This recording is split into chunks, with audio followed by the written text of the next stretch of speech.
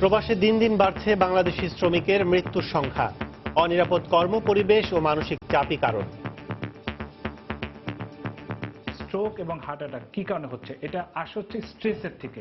পরিবারের অনেক সদস্য সংখ্যা, সবার খরচটাকে ব্যয় করতে হবে। সেখানকার নিয়োগকর্তারা কতখানি দায়বদ্ধ এই আমাদের শ্রমিকদের প্রতি, এই বিষয়গুলোকে এখন নিশ্চিত করা। কাজের শর্ত সম্পর্কে কর্মীকে আরো সচেতন হওয়ার তাগিদ। কাগজে বিধি তার কত ঘন্টার চাকরি আছে, কত ঘন্টা তার রাইট গুলো কি কি আছে, ওভার টাইম কত, সে কতটুকু রেস্ট পাবে, তার সিক লিভ আছে কিনা, সেগুলো তো জানে না। ইন্ডিভিজুয়াল কন্ট্রাক্ট পেপারে আপনার সেফটি সিকিউরিটি বিষয়গুলো কিন্তু উল্লেখিত। দেখেই আমাদের কর্মীরা স্বাক্ষরও করে। দেখছিলেন বিশেষ শিরোনাম। দুপুরের সময় সঙ্গে আছি আমি কাজল আব্দুল্লাহ এবং আমি জুনায়েদ আল হাবিব। এবার অন্যান্য শীর্ষ সংবাদ।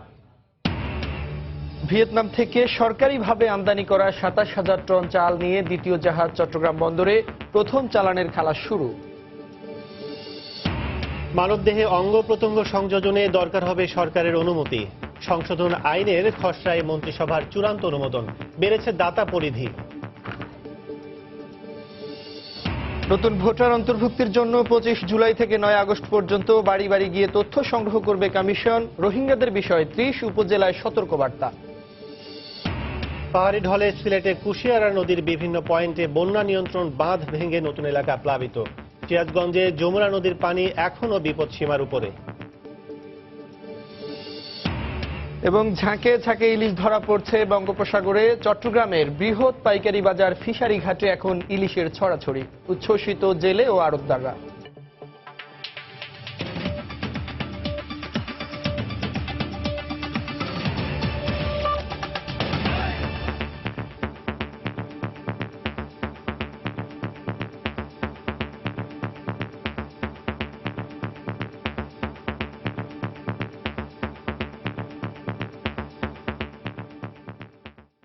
প্রবাসে বাংলাদেশি শ্রমিকের মৃত্যুর সংখ্যা দিন দিন বেড়েই চলেছে।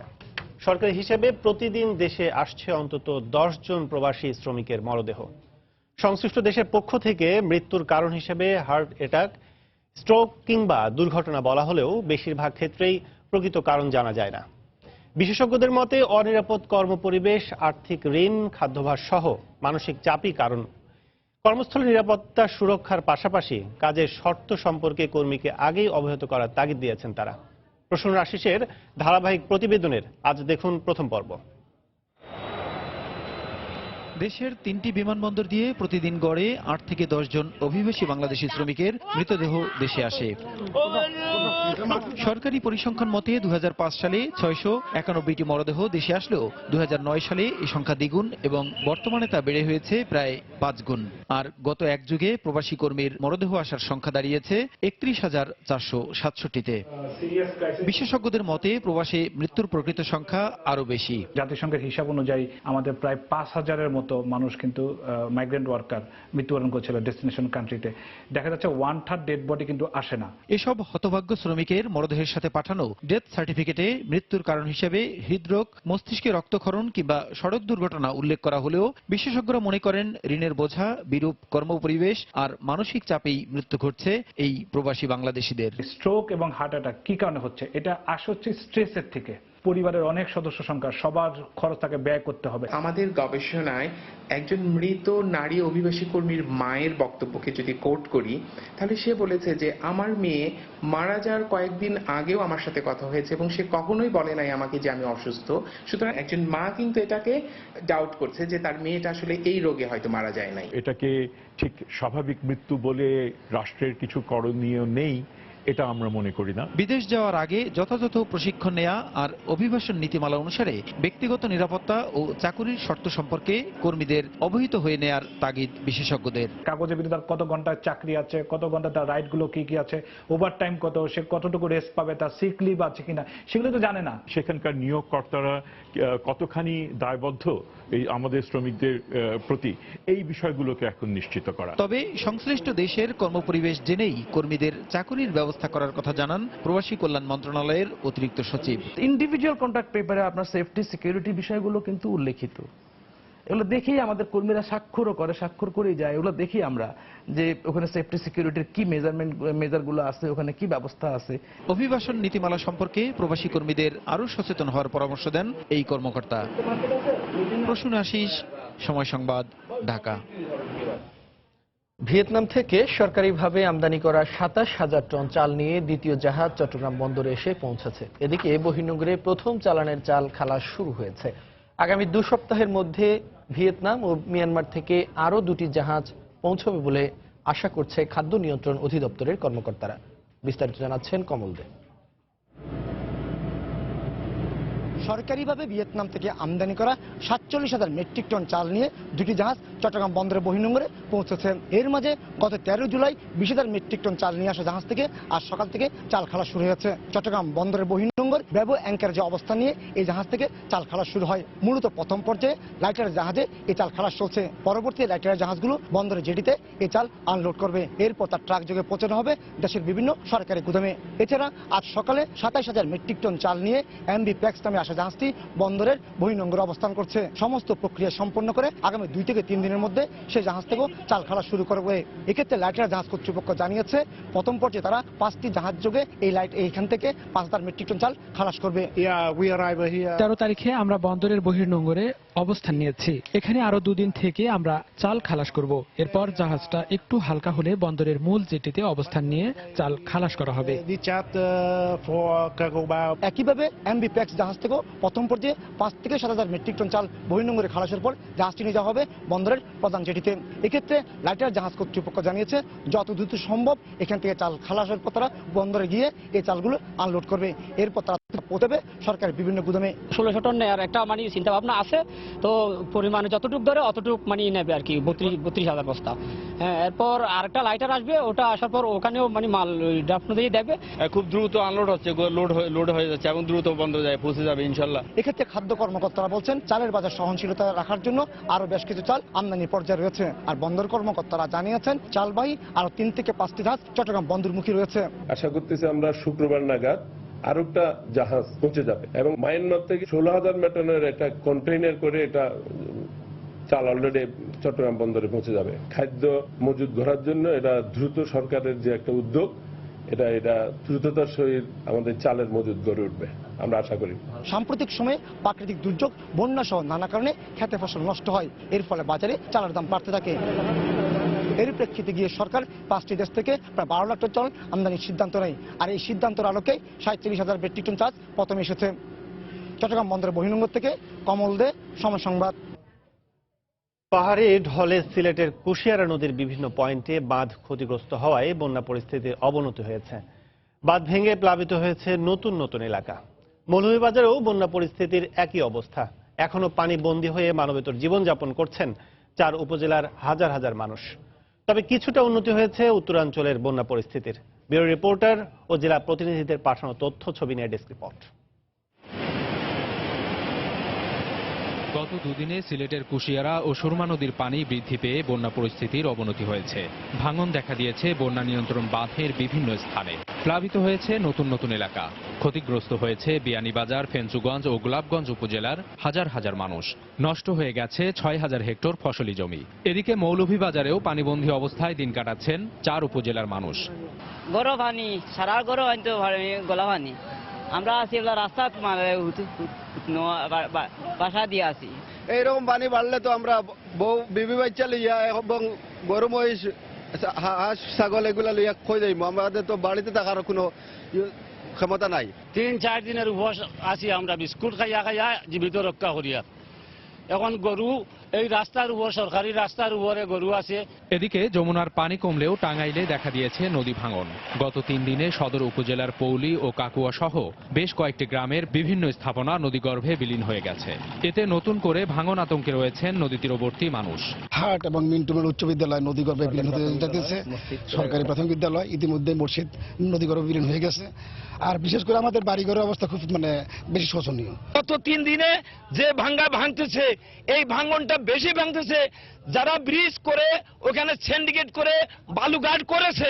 আমরা দাবি করি, প্রাণের দাবি এই অঞ্চলের, যে এখনো বাঁধ দিয়ে এই অঞ্চলের মানুষকে রক্ষা করার জন্য।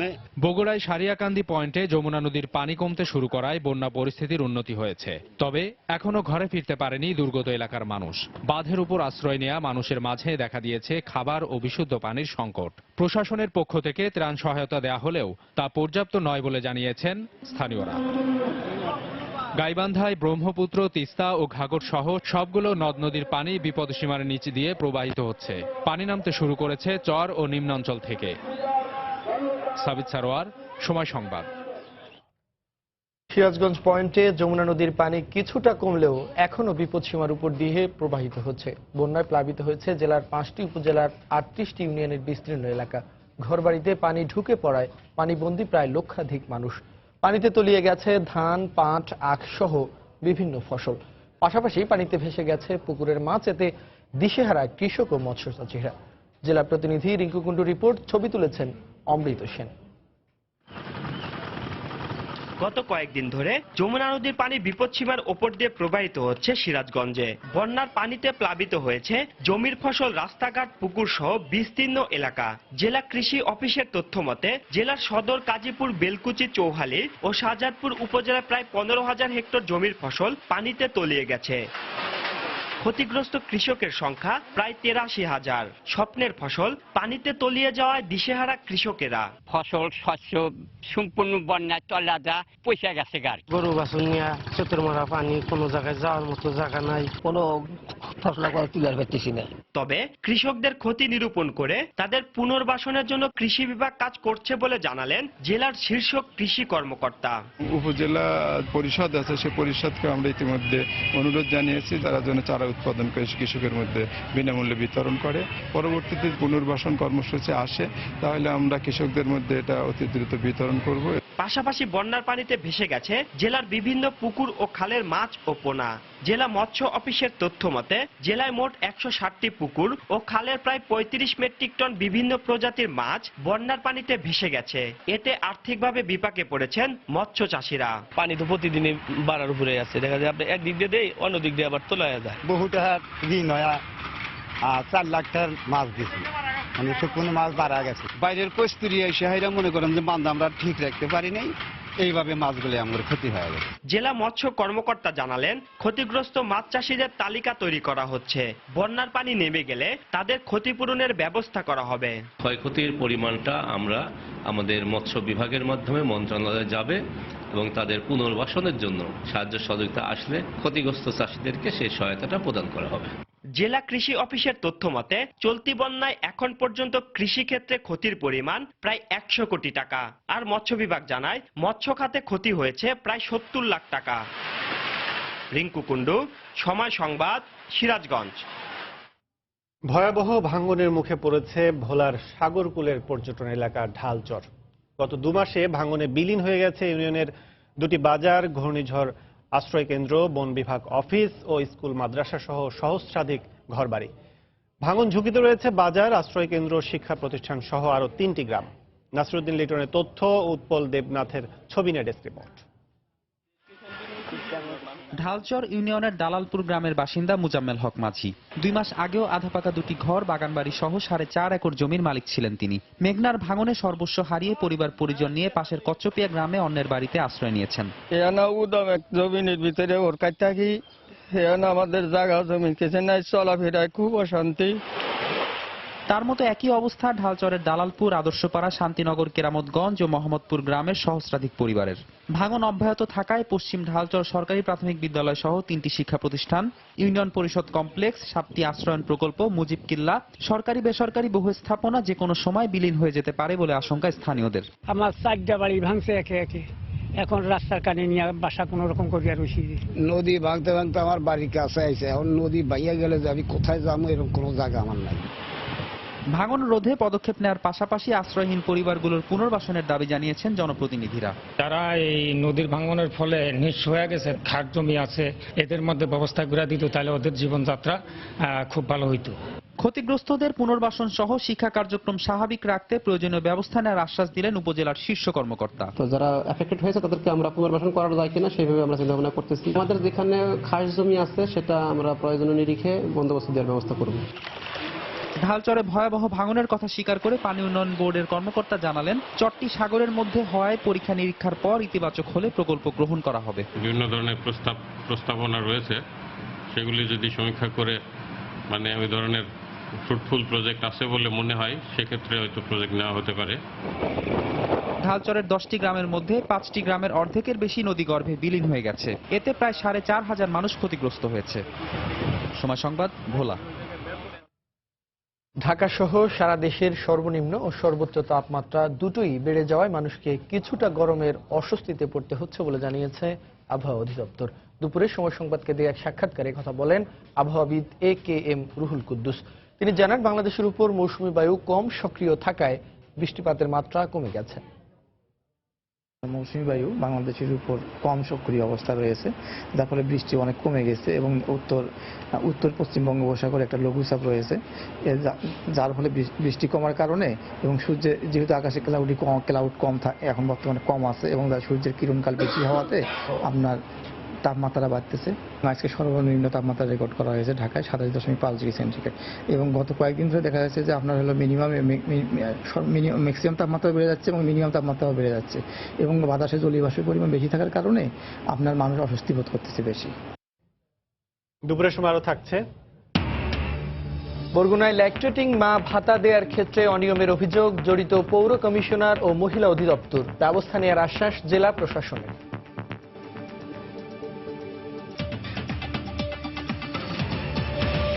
মানবদেহে অঙ্গ প্রত্যঙ্গ সংযোজনে এখন থেকে সরকারের অনুমতি প্রয়োজন হবে, এমন বিধান রেখে মানবদেহে অঙ্গ প্রত্যঙ্গ সংযোজন সংশোধনী আইন 2017 এর খসড়ায় মন্ত্রিসভা চূড়ান্ত অনুমোদন দিয়েছে। সকালে সচিবালয়ে প্রধানমন্ত্রী শেখ হাসিনার সভাপতিত্বে মন্ত্রিসভার সাপ্তাহিক বৈঠকে এ সিদ্ধান্ত নেওয়া হয়। সংশোধিত আইনে অঙ্গ প্রত্যঙ্গ প্রতিস্থাপনের ক্ষেত্রে নিকট আত্মীয়ের পরিধি বাড়ানো হয়েছে। তবে সরকারের অনুমোদন ছাড়া কোনো হাসপাতাল অঙ্গ প্রত্যঙ্গ প্রতিস্থাপন করতে পারবে না বলেও বলা হয় সংশোধিত আইনে। বৈঠক শেষে সাংবাদিকদের এসব সিদ্ধান্তের কথা জানান মন্ত্রিপরিষদ বিভাগের অতিরিক্ত সচিব আশরাফ শামীম। নিকটাত্মীয় বলতে কারা? পিতা মাতা, পুত্র কন্যা, ভাই বোন, স্বামী স্ত্রী ও রক্ত সম্পর্কিত আপন চাচা, ফুফু, মামা, খালা, নানা, নানি, দাদা, দাদি, নাতি, নাতনি, আপন চাচাতো, মামাতো, ফুফাতো, খালাতো ভাই বা বোন। কোনো হাসপাতাল সরকারের অনুমতি ব্যতীত মানবদেহে অঙ্গ প্রত্যঙ্গ সংযোজন করিতে পারিবে না। এটা কিন্তু 99 সালের যে মূল আইনে এটা ছিল না। নতুন ভোটার অন্তর্ভুক্তির জন্য আগামী 25 জুলাই থেকে 9 আগস্ট পর্যন্ত বাড়ি বাড়ি গিয়ে তথ্য সংগ্রহ করবে নির্বাচন কমিশন। এছাড়া বাদ পড়া তালিকাভুক্ত 35 লাখ ভোটারকেও অন্তর্ভুক্ত করা হবে বলে জানিয়েছেন কমিশন সচিব মোহাম্মদ আব্দুল্লাহ। সকালে নির্বাচন কমিশনের ভোটার তালিকা হালনাগাদ সম্পর্কিত বৈঠক শেষে সাংবাদিকদের ব্রিফিংয়ে কথা বলেন তিনি। রোহিঙ্গারা যেন তালিকা অন্তর্ভুক্ত না হতে পারে সে বিষয়ে দৃষ্টি রাখতে 30টি উপজেলায় সতর্কবার্তা পাঠিয়েছে নির্বাচন কমিশন। ভোটার তালিকা হালনাগাদ কার্যক্রম 2017-র যে কার্যক্রমটি আছে 25 জুলাই থেকে বাড়ি বাড়ি গিয়ে তথ্য সংগ্রহণ কার্যক্রম শুরু হবে এবং এরপরে 3টি ধাপে মোট 72 দিনে আমাদের রেজিস্ট্রেশন ক্যাম্পে রেজিস্ট্রেশন সম্পন্ন করা হবে।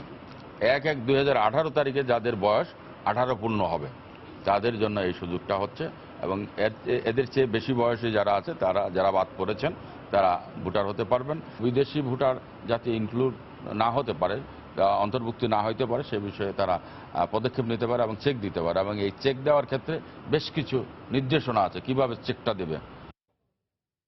সব দলের অংশগ্রহণে আগামী জাতীয় নির্বাচন দিতে সরকারকে বাধ্য করা হবে বলে হুঁশিয়ারি উচ্চারণ করেছেন বিএনপি মহাসচিব মির্জা ফখরুল ইসলাম আলমগীর। সকালে রাজধানীতে জাতীয়তাবাদী মহিলা দলের এক সেমিনারে তিনি বক্তব্য রাখেন।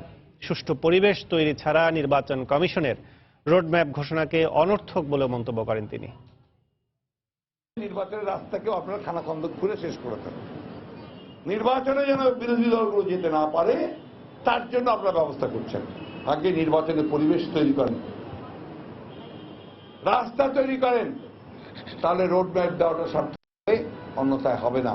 সরকারকে বাধ্য করতে হবে সকল দলের অংশগ্রহণের মধ্যে একটা সুষ্ঠু অবাধ নির্বাচন করতে দিতে। যে তোমরা যদি ইলেকশন জিততে না পারো তাহলে পালাবার পথ খুঁজে পাবা না। সিলেটের বিয়ানীবাজার সরকারি কলেজে ছাত্রলীগের দুই গ্রুপের সংঘর্ষে একজন নিহত হয়েছেন। দর্শক, এই মুহূর্তে বিয়ানীবাজার স্বাস্থ্য কমপ্লেক্সে আছেন সহকর্মী ইকরামুল কবির। বিস্তারিত জানতে সরাসরি চলে যাচ্ছি তার কাছে। ইকরাম, সিলেটের এই বিয়ানীবাজার উপজেলা পানিতে ভাসছে। আমরা বন্যার সংবাদ সংগ্রহের জন্য এসেছি, তখনই এখানে একটি দুর্ঘটনা ঘটে গেছে বিয়ানীবাজার সরকারি কলেজে। একটি যেটা আমাকে স্থানীয় প্রশাসনের যেটা বলেছে যে স্থানীয় একটি সিএনজি অটোরিকশা স্ট্যান্ডকে কেন্দ্র করে দুপক্ষের মধ্যে ধাওয়া পাল্টা ধাওয়া সংঘর্ষণা ঘটেছে। এখানের মধ্যে দুপক্ষ ছাত্রলীগের দুটি গ্রুপের মধ্যে ধাওয়া পাল্টা ধাওয়ার ঘটনা পরবর্তীতে ঘটে। এই ঘটনাটি ঘটেছে 12টার দিকে এবং পরপরই 12:30টার দিকেই একটা কক্ষ থেকে একটি গুলি শব্দ পাওয়া যায়। এই কক্ষে গুলি শব্দ পাওয়ার পরে সেখান থেকে কয়েকজন কক্ষ থেকে পালিয়ে যায়। পরবর্তীতে সে কক্ষতে গিয়ে পাওয়া যায় খালেদা মোট লিটু গুলিবদ্ধ অবস্থায় সেখানে তাকে পাওয়া যায়, খালেদা আহমদ লিটুকে। পরবর্তীতে তাকে এই বিয়ানীবাজার উপজেলা স্বাস্থ্য কমপ্লেক্সে আনা হলে কর্তব্যরত চিকিৎসকরা মৃত ঘোষণা করেন এই লিটুকে। আপনারা দেখতে পাচ্ছেন এই যে আমার পাশে যে অ্যাম্বুলেন্সটি দাঁড়িয়ে আছে, এই অ্যাম্বুলেন্সই খালেদা আহমদ লিটু মরদেহ আছে। এই মরদেহটিকে সিলেটে নেওয়া হচ্ছে, সেখানে ময়নাতদন্ত সহ অন্যান্য আনুষ্ঠানিকতা সম্পন্ন করার পর তার আত্মস্বজনের কাছে হস্তান্তর করা হবে। যে কথাটি বলছিলাম যে এই যে খালেদা আহমদ লিটু সম্বন্ধে যেটি আমাকে উপজেলা নির্বাহী কর্মকর্তা মোহাম্মদ আসাদুজ্জামান এবং পুলিশ সুপার সিলেটের পুলিশ সুপার নুরুজ্জামান সাহেব যেটা বলেছেন সেটা হচ্ছে কি মোহাম্মদ খালেদা আহমদ লিটু পেশায় একজন মোবাইল ব্যবসায়ী এবং কি কারণে কেন সেই কক্ষে গিয়েছিল এবং কারা তাকে গুলি করে হত্যা করেছে এই এখন পর্যন্ত কিছু বলা যাচ্ছে না, এবং কি দ্বন্দ্বে কি সংঘর্ষে এবং তার কোনো পূর্ব শত্রুতা ছিল কিনা বা কোনো ধরনের বিরোধ আজকে ঘটেছিল না, এখন পর্যন্ত তার কোনো সুরাহা করা যায়নি বা কোনো কিছু বের করা যায়নি। তদন্ত চলছে, তদন্ত করার পর পরবর্তী ঘটনা কি ঘটে এবং পরবর্তী ঘটনার বিষয় বৃত্তান্ত আমরা জানতে পারবো। এ ছিল বিয়ানীবাজার সরকারি কলেজের দুই গ্রুপের সংঘর্ষে একজন নিহতের ঘটনার সর্বশেষ পরিস্থিতি। দর্শক, সিলেট বিয়ানীবাজার সরকারি কলেজে ছাত্রলীগের দুই গ্রুপের সংঘর্ষে একজন নিহত হয়েছেন। বিয়ানীবাজার স্বাস্থ্য কমপ্লেক্সকে সেই ঘটনার সবশেষ জানাতে সরাসরি যোগ দিয়েছেন সহকর্মী ইকরামুল কবির। দেখছেন দুপুরের সময়। দুরন্ত বাইসাইকেল, উড়ে চলো দুরন্ত গতিতে। পুরান ঢাকার আলোচিত বিশ্বজিৎ দাস হত্যা মামলার রায় আগামী 6 আগস্ট ধার্য করেছেন হাইকোর্ট। সকালে ডেথ রেফারেন্স এবং আসামিদের করা আপিল শুনানি শেষে বিচারপতি রুহুল কুদ্দুস এবং বিচারপতি ভীষ্মদেব চক্রবর্তীর সমন্বয়ে গঠিত হাইকোর্টের দ্বৈত বেঞ্চে রায়ের এই দিন ধার্য করেন। এর আগে 2013 সালের ডিসেম্বরে এই মামলায় 8 জনকে মৃত্যুদণ্ড ও 13 জনকে যাবজ্জীবন কারাদণ্ড দিয়েছিলেন বিচারিক আদালত। এদের মধ্যে মৃত্যুদণ্ডপ্রাপ্ত 2 জন এবং যাবজ্জীবন প্রাপ্ত 11 আসামি পলাতক রয়েছেন। 2012 সালের 9 ডিসেম্বর বিএনপির অবরোধ কর্মসূচি চলাকালে পুরান ঢাকার বাহাদুর শাহ পার্কের কাছে তৎকালীন ছাত্রলীগ নেতারা নির্মমভাবে কুপিয়ে হত্যা করে পথচারী বিশ্বজিৎকে। আশুলিয়ার নয়ারহাট এলাকা থেকে জঙ্গি সন্দেহে আটককৃত 4 জনের বিরুদ্ধে মামলা করেছে র্যাব। সন্ত্রাস বিরোধী আইনে আশুলিয়া থানায় র্যাব বাদী হয়ে মামলা করে। দুপুরে আসামিদের আদালতে নেওয়া হয়, সেখানে তাদের বিরুদ্ধে 10 দিনের রিমান্ড চাওয়া হবে বলে র্যাবের পক্ষ থেকে জানানো হয়। আটককৃত 4 জন সারোয়ার তামিম গ্রুপের সদস্য। গুলশানের হালি আর্টিজান হামলার সঙ্গে এদের সম্পৃক্ততা থাকতে বলে ধারণা করছে র্যাব। শনিবার মধ্যরাত থেকে জঙ্গি রয়েছে সন্দেহে নয়ারহাটের বাড়িটি ঘিরে রেখেছিল র্যাব। গতরাতে নয়ারহাটের চৌরাপাড়া এলাকায় ইব্রাহিমের টিনশেড বাড়িতে সন্দেহভাজন জঙ্গি অবস্থান করছে এমন সংবাদের ভিত্তিতে অভিযান করেন তারা। 2 মাস আগে গার্মেন্টস শ্রমিক পরিচয়ে আজাদ নামে একজন বাড়িটি ভাড়া নিয়েছিল। যৌতুকের জন্য নির্যাতনের অভিযোগে দায়ের করা মামলায় জামিন পেয়েছেন জাতীয় দলের ক্রিকেটার আরাফাত সানি। সকালে আদালতে হাজির হয়ে তিনি জামিন আবেদন করলে ঢাকা মহানগর হাকিম জাকির হোসেন টিপু তার আবেদন মঞ্জুর করেন। গতকাল এই মামলায় অভিযোগ গঠনের দিন ধার্য থাকলেও তিনি সশরীরে আদালতে উপস্থিত না থাকায় তার বিরুদ্ধে গ্রেফতারি পরোয়ানা জারি করা হয়। পরবর্তীতে ওই দিনই আদালত এ মামলার অভিযোগও গঠন করেন।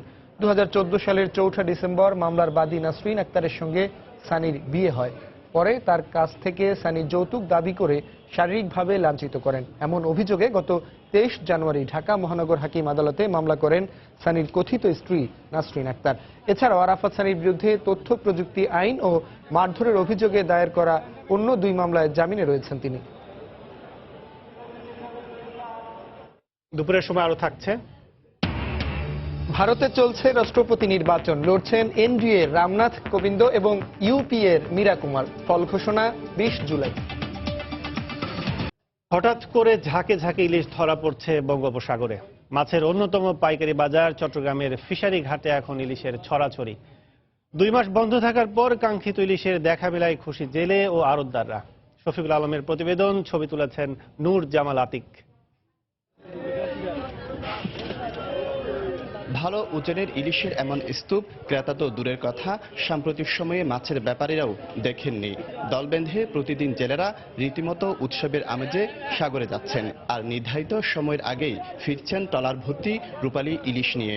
আনন্দ লাগে, মানে খুশি, মনে করেন টাকা পয়সা ইনকামটা বেশি, সবাই খাইতে পারি। ডিম পাড়ার টাইমে যদি মাছ ধরা বন্ধ রাখে তখন ইলিশে ডিম দেয় বেশি।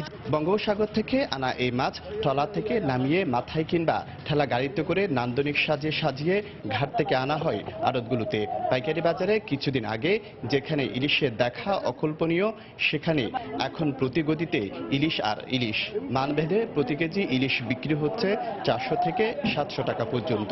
আগে সাগরের যেরকম জলদস্যুদের আক্রমণ বা ছিল, এখন সেটা অনেকটা পরিমাণ আগের চেয়ে অনেক কমে আসছে। এটা আমাদের বড় মৌসুমে প্রতিদিন এমনি করে মাছ আসবে ইনশাল্লাহ। ব্যবসায়ীরা বলছেন সরকারিভাবে জাটকা মারা নিষিদ্ধ, আর ভরা মৌসুম হওয়ায় জেলেদের জালে আটকা পড়ছে ঝাঁকে ঝাঁকে ইলিশ। জানালেন আগামীতে আরো বেশি মাছ ধরা পড়ার সম্ভাবনার কথাও। আর সরকার ছোট মাছ বন্ধ রাখাতে আমাদের একটু মাছ বেশি হইতে আছে। এই মাছটা হইলো, এই বাজারটা হইলো একটা আন্তর্জাতিক মানের বাজার। প্রতিদিন ফিশারি ঘাটে শুধু ইলিশ বিক্রি হচ্ছে 6 কোটি টাকার বেশি। এখান থেকে মাছ পাঠানো হচ্ছে ঢাকা, রাজশাহী, সিলেট, খুলনা সহ দেশের বিভিন্ন অঞ্চলে। শফিকুল আলম, সময় সংবাদ, চট্টগ্রাম। রাজধানী সহ দেশের শহর পর্যায়ের স্কুল ব্যাংকিংয়ে শিক্ষার্থীদের ঝোঁক থাকলেও গ্রাম পর্যায়ে তুলনামূলক এ সেবা পৌঁছায়নি। গ্রাহক সংখ্যা বাড়াতে নেই প্রচারণামূলক কার্যক্রম। ব্যাংকিং সেবা পেতে শিক্ষা প্রতিষ্ঠানগুলোর আরও তৎপর হওয়া প্রয়োজন বলে মনে করেন সংশ্লিষ্টরা। আর অর্থনীতিবিদরা বলছেন সুফল পেতে হলে জমাট করা টাকার বিপরীতে লভ্যাংশ দিতে হবে। বিস্তারিত কাজল আব্দুল্লাহর রিপোর্টে। স্কুল ব্যাংকিং করছি, স্কুলের জন্য যে মাঝে মধ্যে যে টাকা জমাবো ওইগুলা মাসে মাসে যা ব্যাংকে জমা দিব, এতে আমাদের ভবিষ্যতে টাকা হবে কিছু। অনেক টাকা হয়েছে, আশা করছি সামনে ওই টাকাগুলো ওইটা একটা ভালো জিনিস ক্রয় করার জন্য বা কাজে লাগানোর জন্য এটা ব্যবহার করব। রাজধানীর মতিঝিলে বাংলাদেশ ব্যাংক কর্তৃক পরিচালিত বাংলাদেশ ব্যাংক উচ্চ বিদ্যালয়ের বিভিন্ন শ্রেণীর শিক্ষার্থীরা। এখানকার বেশিরভাগ শিক্ষার্থীর অভিভাবকই ব্যাংক বা আর্থিক প্রতিষ্ঠানে কর্মরত। এ কারণে আর্থিক খাত সম্পর্কে কিছুটা ধারণা থাকা স্বাভাবিক। ফলে নগরীর অন্যান্য প্রতিষ্ঠানের শিক্ষার্থীদের চেয়ে এই স্কুলের শিক্ষার্থীরা একটু বেশি সচেতন স্কুল ব্যাংকিংয়ে। তবে স্কুল শিক্ষকরা বলছেন শহরে এ বিষয়ে সচেতনতা থাকলেও স্থানীয় পর্যায়ে তুলনামূলক এ সেবা পৌঁছায়নি। প্রচারণা বেশি হলে পরে ছেলেমেয়েরা এতে আগ্রহী হতে পারে। সেটা একেবারেই এখন সম্ভব, যেহেতু আমাদের শিক্ষা কার্যক্রম একেবারে উপজেলা মাধ্যমিক শিক্ষা কর্মকর্তার মাধ্যমে এখন মনিটর করা হচ্ছে প্রায় প্রত্যেকটা স্কুলকে সারা বাংলাদেশে। তো ওই উপজেলা প্রশাসনকে, শিক্ষা প্রশাসনের সাথে যারা জড়িত তাদেরকে যদি ওইভাবে কাজে লাগানো যায়, বিষয়টি খুব স্বতঃস্ফূর্ত এগোবে বলে আমি বিশ্বাস করি। বাংলাদেশ ব্যাংকের পরিসংখ্যান অনুযায়ী রাষ্ট্রায়ত্ত, বিশেষায়িত ও বিদেশি বাণিজ্যিক ব্যাংকগুলোতে হিসাব খোলা ও জমার পরিমাণ বৃদ্ধি পেলেও বেসরকারি ব্যাংকগুলোতে 2016 সালের শেষ 6 মাসে হিসাব সংখ্যা কমেছে।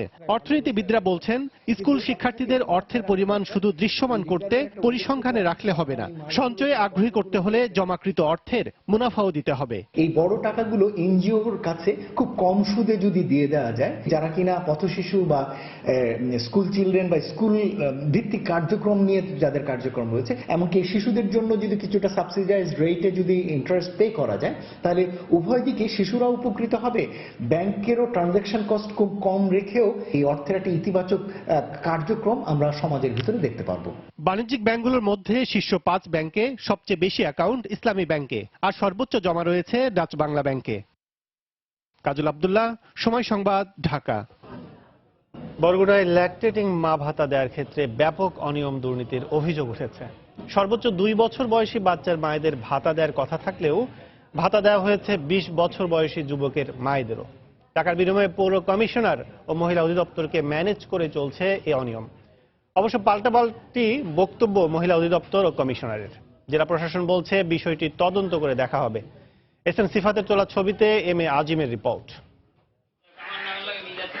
বরগুনা পৌরসভার ৯ নম্বর ওয়ার্ডের শতাধিক মহিলাকে ল্যাকটেটিং মাদার ভাতা দিচ্ছে মহিলা অধিদপ্তর।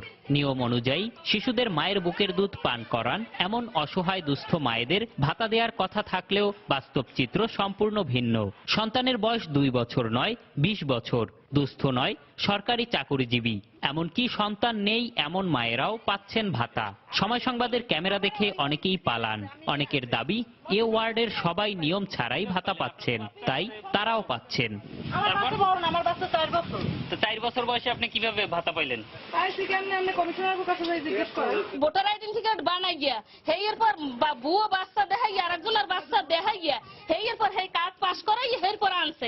ভাতা গৃহীতাদের দাবি 2 থেকে 3 হাজার টাকার বিনিময়ে মহিলা অধিদপ্তর ও কমিশনারদের ম্যানেজ করে ভাতার তালিকায় নাম উঠিয়েছেন তারা। 2 বছর হয় না, কম হইবে আর কি। আর নাম দিয়েছি 3,000 দিয়ে পাইছি। 5,000 3,000 4,000 এরকম টাকা নিয়ে সময় এই নামগুলো বসে বুয়া নাম। মহিলা অধিদপ্তরের কর্মকর্তাদের দাবি কাউন্সিলরদের সুপারিশের উপর ভিত্তি করেই ভাতা দিচ্ছেন তারা। রেকর্ড সহ কিন্তু জেলা কমিটির সদস্যদের সামনে উপস্থিত হয়ে কিন্তু বাছাইটা হয়েছে এবং তারাই তথ্য যদি গোপন করে যদি এই ধরনের ইয়ে থেকে তাহলে তো তাদের গাফিলতির কারণে হয়েছে। আর ওয়ার্ড কাউন্সিলর জানালেন তিনি জনগণের প্রতিনিধি, তাই যারা এসেছেন তাদের সবাইকেই সুপারিশ করেছেন তিনি। বাছাই কমিটিরা তারা দেখবে যে বাচ্চা নিয়ে গেছে বড় না ছোট, তাদের ব্যাপারটা আমার দেখার বিষয় না। অবশ্য জেলা প্রশাসনের শীর্ষ কর্মকর্তা জানালেন এ ব্যাপারে তদন্ত করে ব্যবস্থা নেওয়া হবে। রিপোর্টের আলোকে আইনানুগ ব্যবস্থা গ্রহণ করব।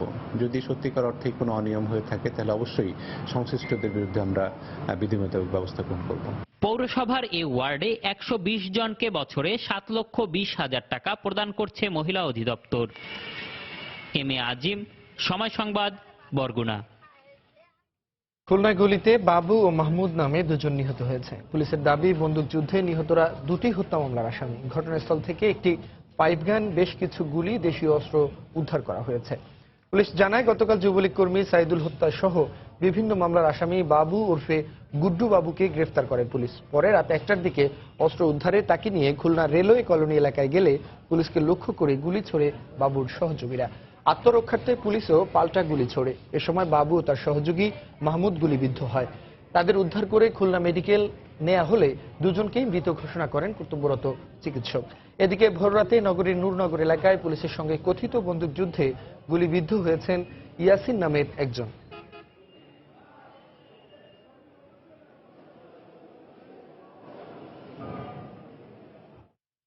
বেনাপোল থেকে 5টি স্বর্ণের বার সহ সেলিম হাওলাদার নামে একজনকে আটক করেছে শুল্ক গোয়েন্দা। শহরের চেকপোস্টের নোম্যান্স ল্যান্ড থেকে তাকে আটক করা হয়। বন্দর সহকারী রাজস্ব কর্মকর্তা আব্দুল মোত্তালিব জানান, চেকপোস্ট দিয়ে ভারতে প্রবেশের সময় সন্দেহ হয় সেলিমের দেহ তল্লাশি করা হয়। এ সময় জুতার ভিতরে বিশেষভাবে লুকিয়ে রাখা প্রায় 1.25 কেজি ওজনের 5টি স্বর্ণের বার উদ্ধার করা হয়। স্বর্ণের বারগুলো ভারতে পাচার করা হচ্ছিল বলেও জানিয়েছে শুল্ক গোয়েন্দা।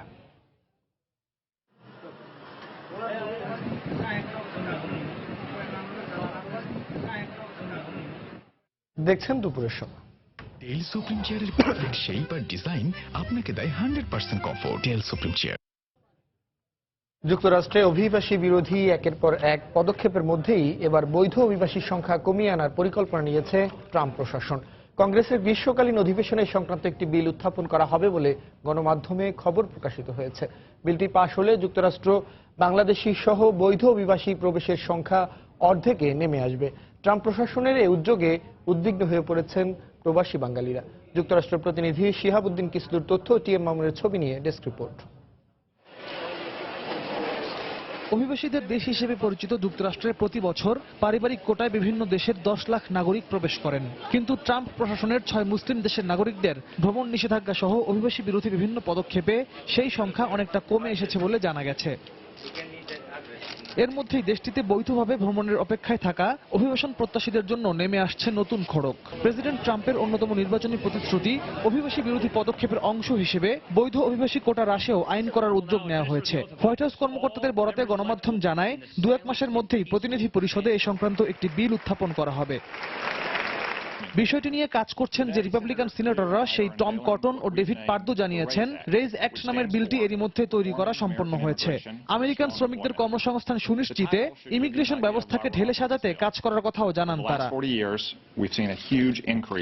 যুক্তরাষ্ট্রে বৈধ অভিবাসীর সংখ্যা কমিয়ে আনা সংক্রান্ত বিলটি পাশ হলে প্রতি বছর দেশটিতে প্রবেশ করা অভিবাসীর সংখ্যা 10 লাখ থেকে অর্ধেক কমে 5 লাখে দাঁড়ানোর আশঙ্কা করা হচ্ছে। দেশটিতে বসবাসরত বিভিন্ন দেশের নাগরিকরা বর্তমানে পরিবারের সদস্যদের সেদেশে নেয়ার সুযোগ পেলেও পারিবারিক কোটা হ্রাসের পরিকল্পনায় দুশ্চিন্তায় পড়েছেন প্রবাসী বাংলাদেশিরা। বাংলাদেশি যারা অ্যাপ্লাই করেছেন পরিবারের জন্য, তাদের জন্য অত্যন্ত ক্ষতি হবে। এটা অনেক পরিবার আশা থেকে বঞ্চিত হবে এবং তারা পিছিয়ে পড়বে। এই ব্যাপারে বাংলাদেশ সরকারের একটু চেষ্টা করা উচিত যাতে আইনটা কার্যকারী না হয়, অন্তত যারা মানুষের সুবিধার্থে এটা আগের মতো যারা আসতে পারে। এরই মধ্যে যারা যুক্তরাষ্ট্রে যাওয়ার আবেদন করেছেন তাদের ভ্রমণ আটকে গেলে পারিবারিকভাবে ক্ষতির মুখে পড়ার কথা জানান অনেকে। এটা যাতে কমায় না ফেলে, আর আমাদের মানবিক দিকটাও দেখতে হবে যাতে আমাদের ফ্যামিলি মেম্বাররা সবাই এখানে এসে থাকতে পারে। আমার ভাইয়ের জন্য আমি অ্যাপ্লাই করেছি, আমি এক্সপেক্ট করছি হয়তো আমার ভাই নেক্সট 10 ইয়ার্সের ভিতরে আমেরিকাতে আসবে, হয়তো এটা আরো 15 ইয়ার্স হতে পারে।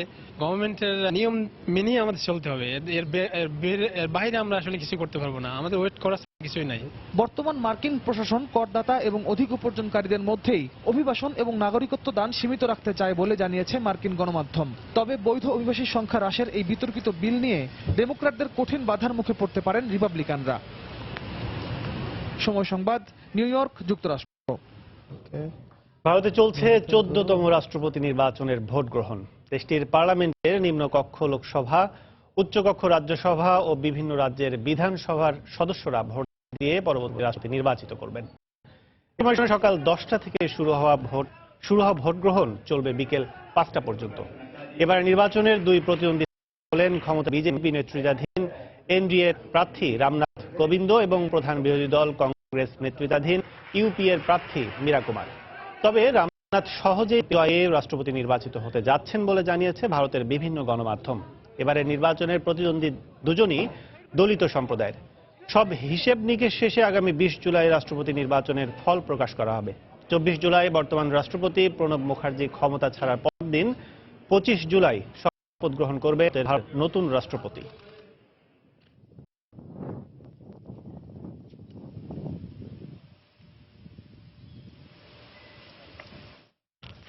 ভারতে গোরক্ষার নামে মানুষ হত্যাকারীদের বিরুদ্ধে ব্যবস্থা নিতে রাজ্য সরকারগুলোর নির্দেশ দিয়েছেন দেশটির প্রধানমন্ত্রী নরেন্দ্র মোদী। এমন সহিংসতা বন্ধে দেশের সব স্থানে অভিযান চালানো উচিত বলেও মন্তব্য করেন তিনি। রোববার নয়াদিল্লিতে সর্বদলীয় বৈঠকে মোদী বলেন, আইন নিজের হাতে তুলে নেওয়ার অধিকার কারণেই। গরু সংক্রান্ত বিভিন্ন সহিংসতা বন্ধের দায়িত্ব রাজ্য সরকারগুলোর। মোদী বলেন, একটি স্বার্থান্বেষী গোষ্ঠী রাজনৈতিক ফায়দা আদায়ে সাম্প্রদায়িক সহিংসতাকে উস্কে দেওয়ার অপচেষ্টা করছে। গোরক্ষার নামে যারা মানুষ হত্যা করছে তাদের শাস্তির আওতায় আনা হবে বলেও উল্লেখ করেন তিনি। এর আগে গত সপ্তাহে ভারতে গরু বেচা কেনা ও জবাইয়ের উপর আরোপিত নিষেধাজ্ঞা স্থগিত করেন দেশটির সর্বোচ্চ আদালত।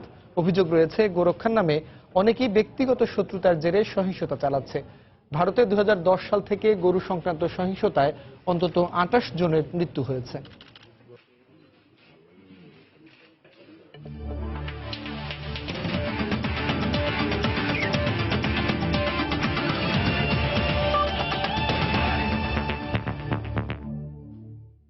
বিশ্বমঞ্চে টাইগারদের পারফরমেন্সে বিদেশি লিগের ক্লাবগুলো আগ্রহী হচ্ছে দেশের ক্রিকেটারদের প্রতি।